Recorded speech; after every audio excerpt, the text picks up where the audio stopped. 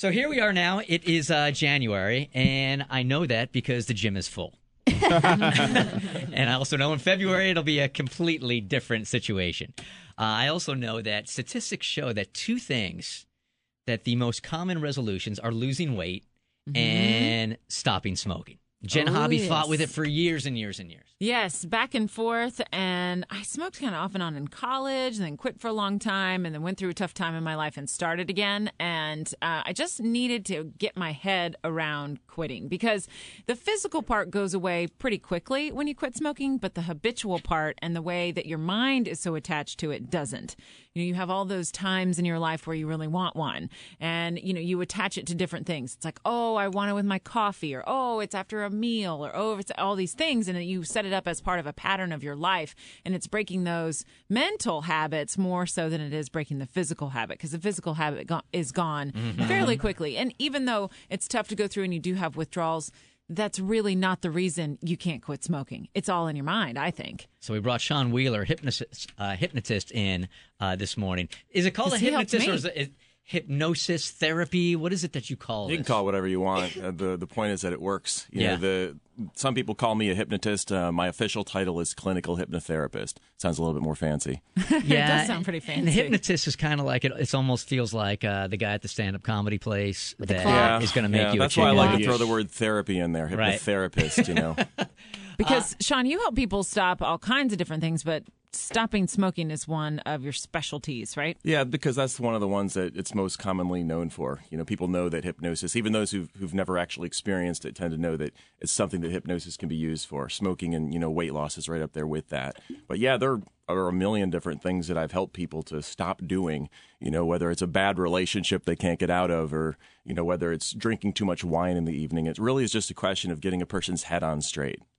So when someone comes to you and said, like Jenn did, and said, look, I just can't stop smoking, what's the first thing that you do with her? Is it like an interview process? Yes, absolutely. What I want to do is I want to sit down and get to know that person, because every individual is different. For some people, it's a habitual thing. For some people, it's an emotional thing. For some people, it's a mixture of those things. So I can't help them until I get to know them, and I need to get an idea of what their specific cravings are, what their associations are. And once I have that information, then I can help them, you know, because each session is catered to that individual. And with you, Jenn, it was just habitual? Yeah, I mean, I think you've got to be in a place where you're ready to stop smoking. Absolutely. Which this time of year, everybody is, usually. It's like, okay, this is a year I'm really going to do it. And then things get stressful, or you go back to those and old it's probably habits. the worst time to do it. Like, Why? you think So it's stressful. Yeah, because you in theory, you want to start at the beginning of the year, but then you've got the pressure of keeping all your other New Year's resolutions. You're back to work after vacation. Well, if you're still smoking and you're still listening to us, because I always tell Bert every time we talk about that, I feel like everybody who just is having their coffee and their cigarette on the way to work are like, I don't want to hear it, you know. But if you're ready to hear it and you're ready to quit, then I think this is the perfect time of year, and you should really only have one resolution. Because if you do that and you do nothing else in this year, then you're saving your own life. People tend to not want to do it, or they feel like they're not ready because they think it's going to be really, really hard. So what I tell people is, if you have a desire to do it, but you're just afraid to quit because you think it's going to be hard, then we can do this, because what I can do is I can help to make it easier for you. But your motivation does have to be there. I can't take someone who's not ready, whose heart isn't in it, and make them do anything that they don't want to do. So when they sit down and you put them under, or when you're doing your hypnosis, exactly what are you guiding them through? Well, I take them through a basic relaxation process. What I'm good at doing is taking people from a state in which they're consciously aware of different things and are perhaps stressed, uptight, worried about distractions, and get them into a very inwardly directed and focused state of mind in which they can forget about things that are unimportant in the moment. So I might take them through a relaxation process on a beach, have them off on some vacation spot somewhere. They have no idea really what's going on around them in the room, and at a certain point when they're very sufficiently relaxed, that's when I start sliding in the suggestions. Now, when it comes to, I know with Jenn, and I agree with her, you have to be willing to, okay, I want to quit. This is something I want to do. But also when it comes to hypnosis, don't people have to be open to the idea of hypnosis. They can't be skeptical of it. They have to believe that this is going to work too, well, right? that's part of the process that takes place during the interview and also when they first contact me. A lot of people, when they contact me, they're like, I don't know if I can be hypnotized. I don't know if this is going to work for me. But after I tell them what the deal is and what it really is, they're not giving up control. They're not losing anything. Once they have that sense of comfort, it's very easy for people to be hypnotized. But yeah, I can't take someone who's like obstinate and arms crossed and you can't hypnotize me. I can't force anyone to do anything. Let me try to explain to you what it's like, because I've done it twice. Once I was the guy, the chicken that was clucking at the stand-up comedy place that you were probably at one point or another. I did that kind of hypnosis. And I saw Sean one time also. And if you've never done it, you're in this completely relaxed state, and you know that you're sort of being hypnotized, but at the same time, you're also listening to the suggestions and everything that Sean is telling you, or the hypnotist on the stage at the Improv or whatever is telling you, you want to do, but you're never out of control. Like, you can always get up. You're not in some sleep state where you have no idea what's going on. You know in your head, I can get up if I want and I can walk out the door. So you're not unconscious, and I think that's what people think hypnotizing is. That's the thing that people are most afraid of. They're afraid of losing awareness and losing control, going to sleep and being made to do things they don't want to do, waking up, being a different person, losing their personality. Those are the basic fears that I've been addressing for the past 9-10 years in doing this.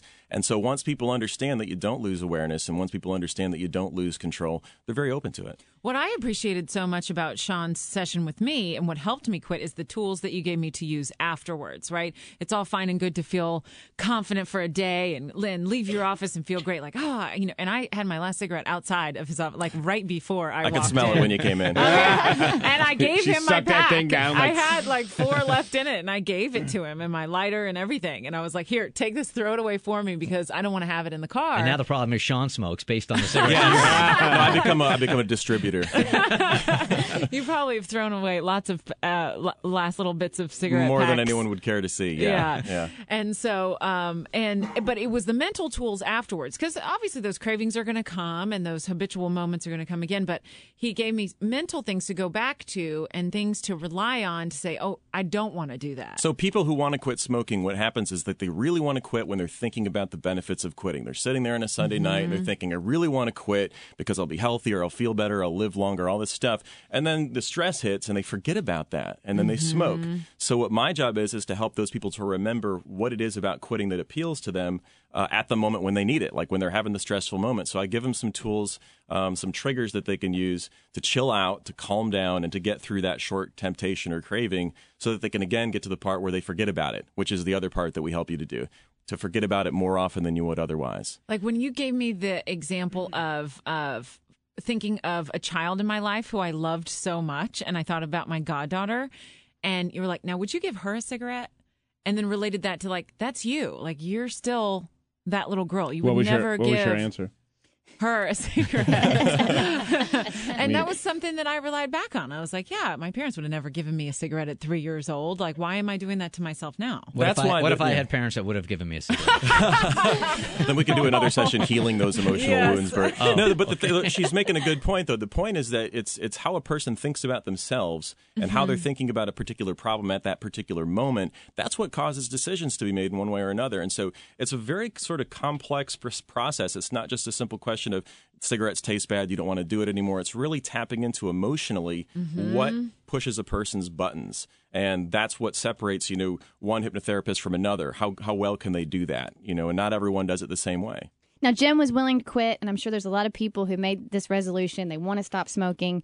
What if you have somebody in your life that you want them to stop smoking? How can you get them to that place where they Can you hypnotize them to get them to your office? Is Please. What Kristen's asking. I would recommend praying really, really hard. My mom. No. Yeah. You can't force someone to do it. And I've seen clients that have come to me who've been sort of doing so at the behest of a loved one. Their father wants them to quit. Their wife wants them to quit. Daughter.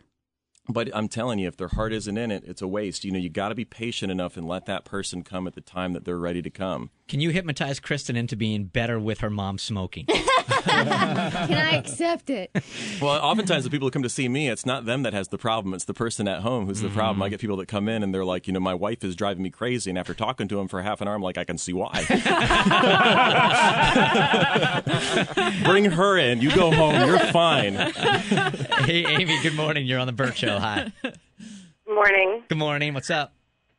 Okay, I have a 10-month-old son that was just diagnosed with cystic fibrosis, and I have to quit smoking, like, yesterday, and I can't, and I was just wondering how I get in touch with this guy, and what do I do? All right, this guy is... How do I get in touch with this guy? What do you know? Over We here. All you got to do is give me a call. I'll be there in no time at all. His name is Sean Wheeler, and how do they get in touch with you? My website is purehypnosis.com, and you can find all the info about me there. I've also got a free seminar in the Atlanta area this coming Sunday. Today on the 4th is actually what's known as World Hypnotism Day.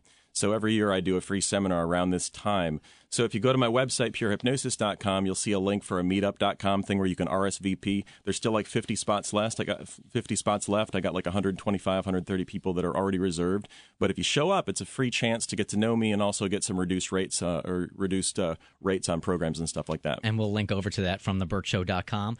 Just to wrap it up here, what are the more random things that people have come to you to be hypnotized about? You know, I would say the most interesting thing is that I love to work on that I don't see all that often is relationship issues. I mean, people who are in a bad relationship but can't get out of it, or are with somebody who they or probably they don't. This other person does not deserve them, but they're afraid to walk away. People who've been hurt or broken up with and had their hearts broken and are afraid to enter into a new relationship. Those types of things respond very well to what I do because I can help the person to focus on, having that sense of hope, having self-esteem, having more confidence, and finding someone who is a better fit for them. That all comes from how a person feels about themselves. So that's something that I love to work on and I've had a lot of success with. Can you hypnotize Wendy and make her stop uncomfortably flirting with me in front of everyone?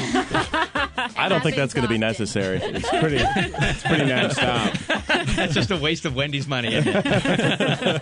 Thanks, Sean. Appreciate Thanks, guys. it, man. And again, Sean Wheeler's information will be up online. If you want to go to that seminar, you better jump on it quick. All the info is up online at thebertshow.com.